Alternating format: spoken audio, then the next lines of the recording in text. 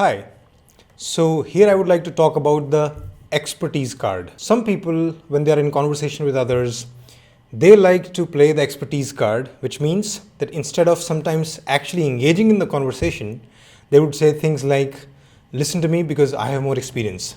I have this degree. I have done that. You must listen to me or agree with me because this is my area. And I would like to say that this is an unwise form of communication. There are, of course, wiser forms of communication, and today I'm going to talk about one of them. Before I get to that point, I want to make another point, an assumption that you must assume that people are rational beings. Obviously not completely rational, but rational to some degree and intelligent to some degree. And when you talk to them, this must reflect in your attitude. If you think that some human has absolutely no rationality or they're completely stupid and not intelligent, then you should probably stop talking to them, probably not associate with them. And I must tell you, you won't find people like that because everybody does have some rationality, some intelligence. So I would say either just don't talk to people, but if you do, if you engage with them, then you must treat them like they can understand things and that they are also capable of making their own decisions. Also remember here that if you call somebody irrational, like not capable of understanding, remember that other people can do that with you too.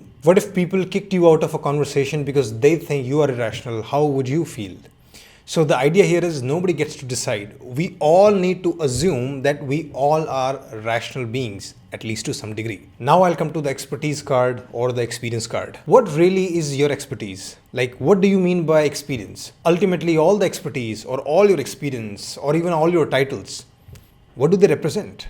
They just represent collection of knowledge. If you have a degree or if you have a high post in a company, if you have experience of 20 years of doing something, the value is not in your title, post or CV. The value is in the knowledge that you have acquired during that process. So when you talk to others, your job is to only pass on that information, that knowledge. That should be the only method that you use to convince people of something. You shouldn't be thumping on your chest saying, I have done this, I have done that, listen to me. If you need to use your title, post or the experience card to convince people, maybe you are hiding behind those things. Maybe your knowledge is not strong enough. If you have to keep saying that I'm more experienced, then it's actually a sign of weakness. When I say weakness, I mean weakness of argument, that you don't have anything real to say. So I would recommend that you should never suppress other people by saying, oh, you're too young, or you don't have enough experience, this is not your area. Instead, you should show your strength by engaging in a conversation with them. When you use the expertise card or the experience card, this is actually bad for everybody. First of all, it's bad for you.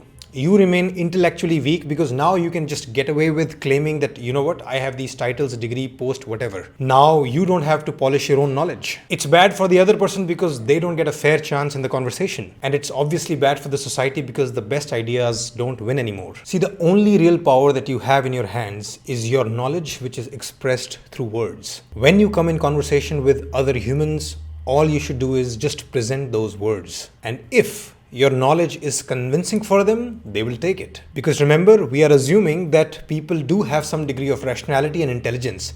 Why would they not take better information? So in your life, you should work not on doling out experience or expertise cards.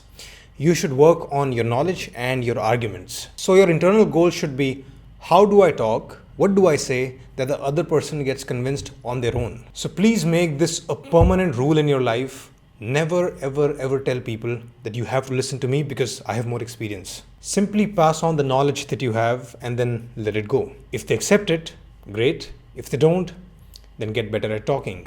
I hope this helps. Thank you for listening. Good luck.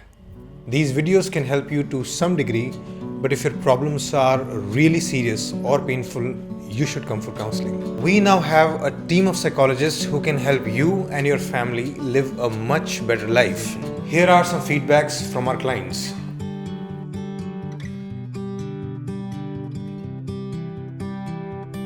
If you wish to take counseling from us, go to our website page www.shridharlifeschool.com/counsel. Click on this link and fill this application form. We will get back to you soon.